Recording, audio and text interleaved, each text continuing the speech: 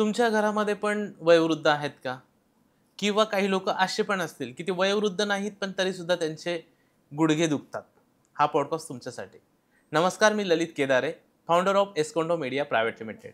आजच्या the Penex clinic podcast या सीरीजमध्ये तुम्हा सर्वांचं हार्दिक स्वागत. आजच्या आपल्या गेस्ट आहेत डॉक्टर गायत्री बांगर. मॅम नमस्कार आणि नमस्ते ललित. स्वागत आहे तुमचं आजच्या पॉडकास्टमध्ये. मॅमचं थोडंसं इंट्रोडक्शन करून देतो. मॅम DNB ॲनेस्थेसिओलॉजिस्ट फ्रॉम पुणे आणि द पेनिक्स क्लिनिक या ठिकाणी मॅम गेल्या 15 वर्षापासून कार्यरत आहेत. अनेक रुग्णांना त्यांनी ट्रीटमेंट देऊन बरं केलं आहे. आजचा मॅमचा आपला अनुभव कसा होता आणि नी पेन संदर्भात कोणत्या ॲडव्हान्स ट्रीटमेंट आहेत, काय त्याचे साईड इफेक्ट्स आहेत आणि त्याची कशी काळजी घेतली पाहिजे, या संदर्भात गप्पा मारूया. मॅम मला सांगा, आजकालच्या जगामध्ये आत्ता म्हणजे करंटली गुडघे दुखणं, गुडघ्याच्या खालचे पोर्शन दुखणं हे कॉमन झालंय. तर याच्यामागे काय रिझन असावं? आपली बदलती जीवनशैली, त्याचबरोबर व्यायामाचा अभाव आणि स्थूलता ही मुख्य कारणे आहेत जी गुडघ्यांवरती परिणाम करतात. आणि अगदी वयाच्या आधीसुद्धा जसं तुम्ही म्हणालात की तरुण वयातसुद्धा गुडघेदुखीचा समस्या ही जाणवायला लागलेली आहे. मॅम आणि काय होतं घरामध्ये जेव्हा सुरुवातीला कोणाचाही गुडघा दुखायला सुरुवात होते, तर काहीतरी मलम वगैरे लावणं, बर्फाचा शेक, गरम पाण्याचा शेक, ही ट्रीटमेंट मर्यादित आहे की त्यांनी लगेच डॉक्टरला दाखवलं पाहिजे, ट्रीटमेंट घेतली पाहिजे? काय सांगाल या संदर्भात? ही ट्रीटमेंट खरोखरच मर्यादित आहे. कारण जेव्हा कधी तुम्ही कुठल्या प्रकारचा मलम किंवा लेप लावता, तर तो फक्त स्किन पुरताच त्याचं पेनेट्रेशन होतं किंवा त्यांनी आपण त्याला काउंटर इरिटेशन असं म्हणतो. तर ती फक्त गोष्ट घडते आणि तात्पुरता दिलासा मिळतो. पण जर का तुमच्या घरगुती उपचार करूनही तुमची गुडघेदुखी थांबत नसेल, जसं की सहजगत्या तुमच्या वयाची लोकं जशी मांडी घालून बसतात, जिना चढता उतरतायत किंवा रोज वॉक करतानाही कम्फर्टेबली करतात आणि ह्या गोष्टी तुम्ही करू शकत नाही आहात, तर नक्कीच तुम्ही डॉक्टरांना भेटण्याची गरज आहे. म्हणजे ती प्रॉपर नी पेन ट्रीटमेंटची त्याला गरज आहे असं आपण म्हणू अगदी, शकतो. अगदी, आणि मग अगदी. ह्या नी पेन ट्रीटमेंटमध्ये कुठल्या-कुठल्या प्रकारची ट्रीटमेंट असते? आपण ह्याच्यामध्ये ना काही थोडंसं वर्गीकरण करूया. वयोमानाप्रमाणे होणारी गुडघेदुखी, जे स्पोर्ट्स खेळतात किंवा ॲथलेट्स आहेत, जिम पर्सन्स आहेत, त्यांच्यामध्ये होणारी इंजुरी, असं आपण एक थोडंसं छोटंसं ढोबळमानाने वर्गीकरण करूया. ह्याच्यामध्ये वयोमानाप्रमाणे होणारी गुडघेदुखी जी असते, त्याचं निदान हे मुख्यतः एक साध्या टेस्टनी होतं, ती म्हणजे आपली गुडघ्याचा एक्स-रे. त्या गुडघ्याच्या एक्स-रेप्रमाणे आपण गुडघ्याच्या झिजीचे टप्पे ठरवतो. त्या टप्प्यांप्रमाणे पुढचं पेशंटचं वेदना कितपत आहेत आणि त्याप्रमाणे कुठली इलाज करायचे हेही ठरवलं जातं. दुसरं वर्गीकरणाबद्दल आपण जे बोललो, जे स्पोर्ट्स पर्सन, ॲथलेट्स किंवा जिममध्ये काम करणारी, जिम जास्त करणारी व्यक्ती आहेत, त्यांच्यामध्ये गुडघ्यांमधल्या खुर्च्या, गादी ही लवकर झिजली जाते. कधी-कधी जास्त ताण पडल्यानं ती पार्शियल त्यांना टिअर येतो, म्हणजे ते फाटले जातात. ओके. तर त्यासाठी केले जाणारे उपचार आणि त्याच्या वेदना ह्याही थोड्या वेगळ्या प्रकारच्या असतात. हे दोन्ही गोष्टी थोड्याशा वेगळ्या आहेत, पण याच्यामध्ये ज्या ट्रीटमेंट दिल्या जातात, ह्या बऱ्याचदा पेशंटला त्यांची वेदना कमी करण्यासाठी, त्यांची घडणारी जी झीज असते, ती झीज पुन्हा थोडीशी पूर्ववत करण्यासाठी नक्कीच मदत करतात. मॅम नी जॉइंट इंजेक्शन म्हणून एक ट्रीटमेंट आहे. ती ट्रीटमेंट नेमकी कशी केली जाते? ओके. जसं आपण आता ढोबळमानाने पाहिलं, की वर्गीकरण केलं आपण गुडघेदुखीचं. त्यात जी वयोमानाप्रमाणे होणारी गुडघेदुखीची झीज आहे, त्यासाठी केलेल्या ट्रीटमेंटमध्ये साधारणतः जेव्हा ही झीज पहिल्या किंवा दुसऱ्या टप्प्यातली असते, त्याच्यामध्ये आपण PRP किंवा ग्रोथ फॅक्टर कॉन्सन्ट्रेट ही ट्रीटमेंट पद्धतीचा वापर करतो. ही ट्रीटमेंट अत्यंत प्रभावी आहे. ह्याच्यामध्ये आपण पेशंटचंच ब्लड घेतो. ते एका विशिष्ट पद्धतीने आपण त्याला प्रोसेस करतो आणि पेशंटच्याच रक्तामध्ये असणारे जे ग्रोथ फॅक्टर्स असतात, ज्यांच्यामध्ये झीज भरून काढायची, नव्याने ग्रोथ करण्याची, ज्याला आपण रिजनरेशन म्हणतो, ती शक्ती असते. ते आपण सोनोग्राफी मशीनमध्ये बघून एक्झॅक्टली नी जॉईंटमध्ये हे इंजेक्शन दिलं जातं. हा साधारणतः गुडघेदुखीच्या झिजेचा जर पहिला टप्पा असेल, पहिला आणि दुसरा टप्पा असेल, त्यामध्ये अत्यंत प्रभावी आहे. त्याचबरोबर आपण नॅचरली जे ल्युब्रिकंट्स असतात, ते सुद्धा आपण नी जॉईंटमध्ये इंजेक्शनद्वारे देऊ शकतो. मॅम ह्याचे तुम्ही आता 3 टप्पे केलेत, बरोबर? आता हे कसं डिसाईड केलं जातं, की हे इंजेक्शन ह्या टप्प्यासाठी उपायकारक असेल असं? आपण एक्स-रे याच्या निदानावरून हे ठरवतो आणि पेशंटला होणाऱ्या कंप्लेंट्स. जर ह्या कंप्लेंट्स माईल्ड टू मॉडरेट स्वरूपातल्या असतील, तर त्यांच्यासाठी नक्कीच PRP ग्रोथ फॅक्टर कॉन्सन्ट्रेट आणि ल्युब्रिकंट इंजेक्शनचा खूपच चांगला फायदा होतो. आणि ही ट्रीटमेंट घेतल्यानंतर किती दिवसासाठी ही ट्रीटमेंट काम करते किंवा ट्रीटमेंट घेतल्यानंतर किती दिवसात जो माणूस ट्रीटमेंट घेणार आहे तो नॉर्मल होतो? ओके. ह्याच्यामध्ये पेशंटला साधारणतः आपण इंजेक्शन दिल्यानंतर पहिले 7 दिवस थोड्याशा घरातल्या रेग्युलर ॲक्टिव्हिटी करायला सांगतो. 7 दिवसानंतर आपण त्यांना गुडघ्याच्या भोवतीचे जे स्नायू आहेत त्यांना स्ट्रेंथन करण्याच्या काही फिजिओथेरपीचे व्यायाम त्यांना ॲड करतो. साधारणतः 4 ते 6 आठवड्यानंतर पेशंटच्या वेदना ह्या हळूहळू टप्प्याटप्प्याने कमी होतात आणि रेग्युलर ॲक्टिव्हिटी म्हणजे रोजचा वॉक करणं, जिना चढणं उतरणं ह्या ॲक्टिव्हिटी ते अगदी सहजरित्या करू शकतात. ल्युब्रिकंट इंजेक्शनचाही त्याच्याबरोबरती हा योग्य फायदा होतो.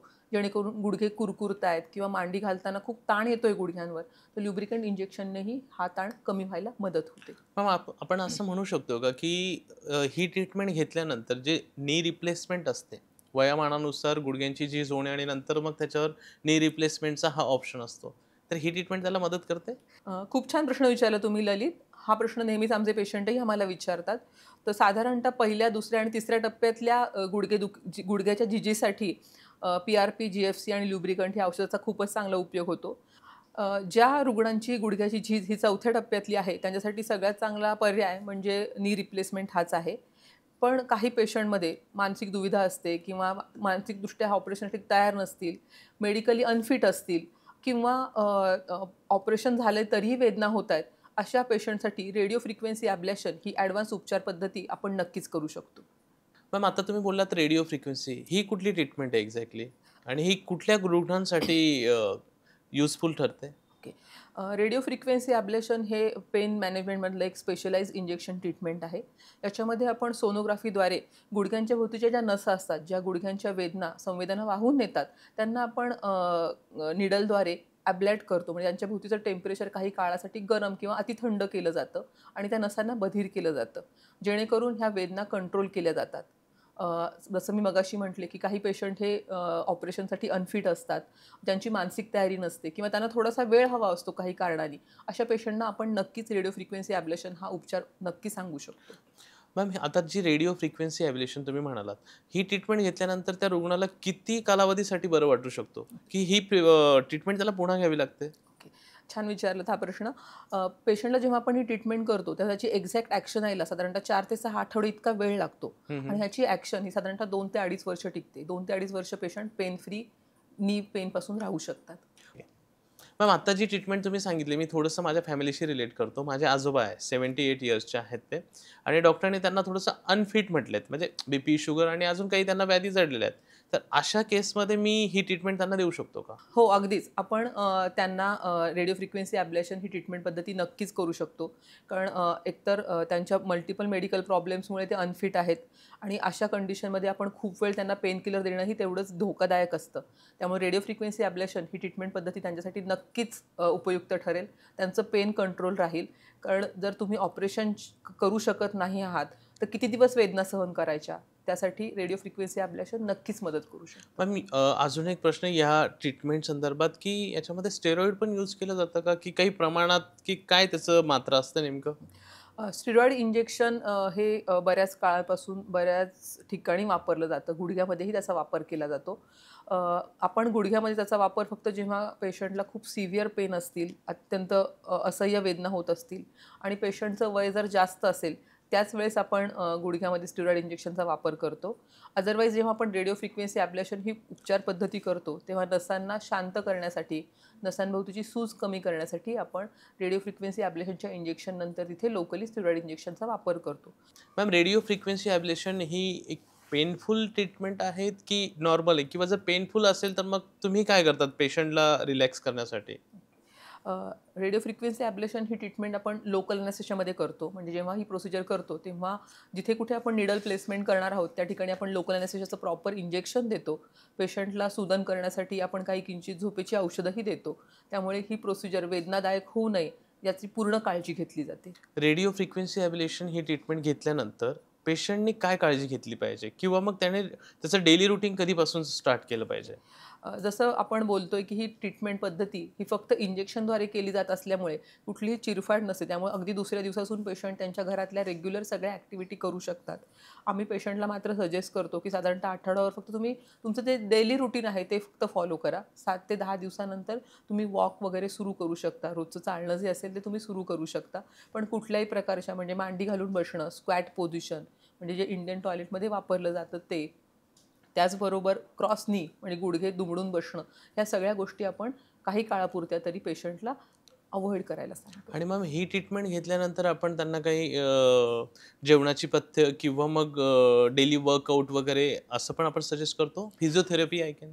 आपण 7व्या ते 10व्या दिवसानंतर पेशंटच्या पेनचं टॉलरन्स बघून कितपत पेन आहे, किती कमी झालं पेन, याचा अंदाज घेऊन आपण त्यांना हळूहळू फिजिओथेरपी सुरू करतो. आणि लाईफस्टाईल मॉडिफिकेशनमध्ये म्हणाल तर कुठल्याही प्रकारचं गुडघ्यांवरती ताण येईल अशी कुठलीही कृती करायची नाही, असं आम्ही सजेशन देतो. मॅम खेळताना किंवा आपण स्पोर्टमॅन म्हणू शकतो, त्याला जर इजा झाली गुडघ्याला, तर त्याच्यासाठी वेगळी ट्रीटमेंट असते का? अगदी, अगदी. नक्कीच. स्पोर्ट्समन्स, ॲथलेट्स, जिम पर्सन ह्यांच्यामध्ये बऱ्याचदा गुडघ्यावरती अतिरिक्त ताण आल्यामुळे गुडघ्यामधला जे कॉमनली आता सगळ्यांनाच माहिती आहेत की लिगामेंट्स, मेनिस्कस ह्यांच्यावरती अतिरिक्त ताण आला, तर त्यांना जर का पार्शल टिअर झाला असेल, म्हणजे ते अंशतः फाटले गेले असतील, तर त्यांच्यासाठी नक्कीच आपण PRP, GFC म्हणजे ह्या रिजनरेटिव्ह थेरपीज नक्कीच करू शकतो. कारण ह्या पूर्णतः नॅचरल आहेत. आपण पेशंटचंच ब्लड वापरून त्यातले घटक वेगळे करून ते इंजेक्शनद्वारे गुडघ्यामध्ये सोडतो. लिगामेंट किंवा मेनिस्कस हे फाटले असतील, का अंशतः फाटले असतील, तर आपण ह्या इंजेक्शनद्वारे ती झीज भरून काढायला मदत करू शकतो. ह्याचा इफेक्ट यायला साधारणतः 6 आठवडे इतका वेळ लागतो. स्पोर्ट्स पर्सन 6 आठवड्यानंतर त्यांच्या फिटनेस रिलेटेड जे काही ड्रिल्स असतील, ज्या ॲक्टिव्हिटी असतील, त्या 6 आठवड्यानंतर अगदी रेग्युलरली जॉईन करू शकतात. मॅम एकंदरीत पूर्ण पॉडकास्टमध्ये मला एक लक्षात आलं, की पुढच्या काही गुडघ्याच्या समस्या उद्भवण्याच्या अगोदर आपण काही स्वतः काळजी घेणं फार गरजेचं आहे. त्या संदर्भात काय सांगाल? सगळ्यात महत्त्वाचं म्हणजे वजनावर नियंत्रण. कारण आपल्या वाढत्या वजनाचा भार हा आपल्या गुडघ्यावर येत असतो. त्यामुळे वजन तुम्ही जेवढं नियंत्रित ठेवाल, तेवढं तुमच्या गुडघ्याची तुम्ही योग्य काळजी घ्याल. दुसरं घटक म्हणजे व्यायाम. व्यायामाचा अभाव हा सुद्धा गुडघ्यांच्या भोवतीचे जे मसल आहेत त्यांना वीक करतो आणि इनडायरेक्टली, डायरेक्टली गुडघ्याला वीक करतो. तिसरी गोष्ट म्हणजे जर तुम्ही ॲक्वा थेरपीचा वापर केलात, पाण्यात स्विमिंग करणं हा एक खूप चांगला गुडघ्यासाठीचा व्यायाम आहे. तर त्याचा नक्की तुम्ही रोजच्या तुमच्या ॲक्टिव्हिटीजमध्ये, एक्सरसाइजमध्ये अंतर्भाव करू शकता. मॅम सपोज आता कोणाला इंजुरी झाली, त्याच्यावर तुम्ही ट्रीटमेंट केली, मग अशा माणसाने काय काळजी घेतली पाहिजे? बरोबर. गुडघ्यांवरती ताण निर्माण होईल म्हणजे जेणेकरून उड्या मारणं, उंच उडी मारणं, उंच पायऱ्यांचे जिने चढणं, गुडघी मांडी घालून बसणं, ह्या गोष्टी त्यांनी अव्हॉइड करायला हव्यात. ओके. आजच्या या पॉडकास्टमधनं मला तर एक शिकायला मिळालं, की भविष्यामध्ये माझे गुडघे दुखू नये यासाठी मी काय करावं, हे मी आजच डिसाईड करेन आणि नक्कीच उद्यापासून त्या कामाला लागेल, अगदी, जे अगदी. तुम्ही सांगितलं ते. Thank so much ma'am. आज तुम्ही या पॉडकास्टमध्ये आलात आणि इतकी महत्त्वाची इन्फॉर्मेशन दिली.